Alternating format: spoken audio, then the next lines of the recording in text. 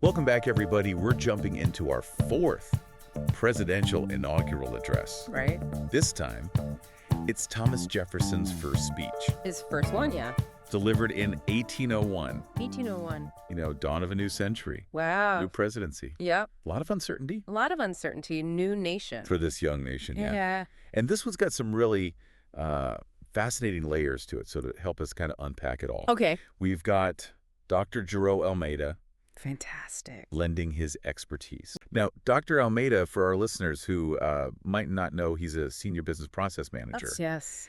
And he has this real knack, I think, for breaking down these complex topics. I appreciate that. So to set the stage a little bit, Okay. we've got Jefferson, Yeah. the author of the Declaration of Independence, right? Big shoes to fill. Huge shoes. He steps into the presidency after this, super contentious election. It really was. The nation's divided. Yeah, fragile. Absolutely. Everyone's kind of looking to him for direction. What are we going to do now? What are we going to do? What's the plan? So what's the overall, vibe of this address? Right. Well, if we look at our AI analysis, it leans positive. Okay. Positive. But, AI is just a tool, right? Yeah, It can yeah. highlight those broad strokes, but it's, so the nuances that get really interesting. For sure. So we're going beyond the basic, happy or sad analysis here. Right. What kind of AI are we talking about? So think about it like this. We've trained an AI model on a massive amount of text from that era. And it can pick up on these subtle cues in the language, not just the words themselves, Oh, wow. but how they're used, the overall tone, the emotions that they kind of convey. So it's like having this superpowered historical detective Yeah, exactly. helping us read between the lines. What secrets did our detective uncover? Let's start with some of the keywords. Okay, keywords. Government, United States, Constitution. No surprises there. Right. Front and center. Yeah, those are expected. Yeah. But then we see form of government and present popping up with surprising frequency. Form of government. Interesting. Okay. Yeah, it suggests that Jefferson is laser focused on defining this new system Ah, okay. of governance and really addressing the immediate challenges of that moment. So he's basically saying, hey, we've got this brand new shiny form of government. Let's talk about how to make it work. Yes. Right here, right now. Right. And woven through those keywords is a pretty consistent theme of unity. Okay, unity. He appeals to these shared American values, So, reminding everyone that while majority rule is essential, that will to be rightful must be reasonable. will to be rightful must be reasonable. That's a good quote. It is a good one. He's really trying to bridge these divides left by that election and emphasize this common ground. So it's like he's trying to create this shared identity for Americans. Yes. We the people, as the Wonderful. Constitution so eloquently puts it. There you go. But, it's not all sunshine and roses in this speech. It's not. There's that line about the unhallowed union of the Treasury, Yeah. which is just dripping with negativity. It is. What's that about? Oh, that, my friend, is where things get juicy. Okay, I'm ready. So remember the first Bank of the United States? Yeah? This was a source of massive controversy. It was. Many saw it as a dangerous concentration of federal power, a threat to states' rights. Right. So that line likely reflects that tension. Yes. So Jefferson, the champion of individual liberty, Right. he's walking a tightrope here. He is. He needs to establish a strong federal government to hold the nation together, but also reassure those who fear its potential to overreach. Absolutely. Yeah. And that tension, that balancing act, is a theme that echoes through American history right up to the present day. Now, that's something to think about. But before we get too lost in the echoes of history, let's bring in Dr. Almeida's analysis. What did he find that surprised you? Let's take a quick break. Want to equip your child with the skills of top global consultants? Don't let them fall behind. Raising Tomorrow's Leaders, The Consultant's Mindset by Dr. Jerome Almeida is your guide to fostering essential skills in your children for their lifelong success. Available now on Amazon. Okay, let's get into that. Dr. Almeida, he really dug into the data Okay. and noticed something fascinating. Okay. Jefferson repeatedly emphasizes Mm-hmm. the importance of the general government. It gets a high relevance score in his analysis. High relevance. But here's the paradox. Okay.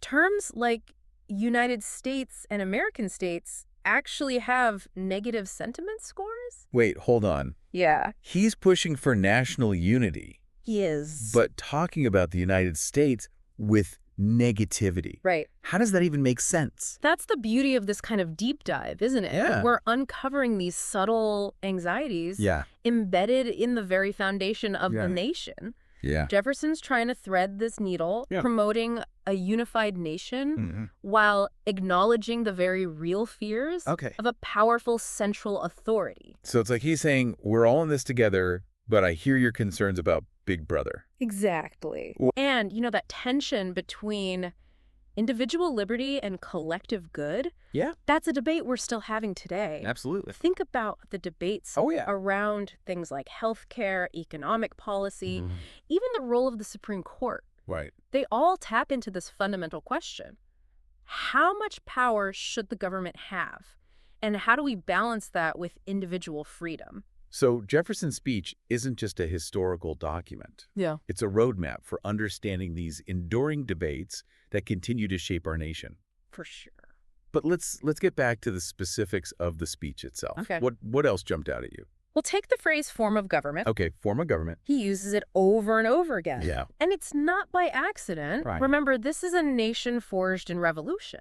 Yeah. The idea of a government of the people, by the people, for the people was radical at the time. Or was. Jefferson was acutely aware that the whole world was watching this experiment unfold. He had to sell it. Right.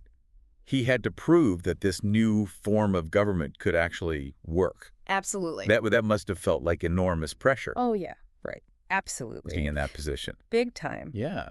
And then there's the word present. Okay. Present, it comes up frequently, Okay. often with a negative sentiment. Interesting. It seems Jefferson's acknowledging these very real challenges facing the nation, economic struggles, political divisions, Right. even the threats from abroad. He's not sugarcoating things. No. He's painting a realistic picture of the present. Right. While also trying to inspire hope for the future. Right. It's like he's saying, hey, we've got problems, no doubt. Yeah. But we're Americans, and we're going to tackle them head on together.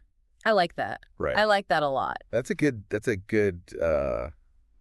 do you call it? Summary. A good summary? Yeah. A good summary of that. That's the thread that ties this whole address together. Okay. Unity in the face of adversity. Unity. Jefferson is calling for Americans to rise above their differences. Okay. To remember those shared values that bind them together. It's a powerful message. And you know what? It feels incredibly relevant today. It is, isn't it? Yeah. The challenges we face as a nation may feel new. Right. But they're often echoes of those same fundamental tensions that Jefferson grappled with over 200 years ago.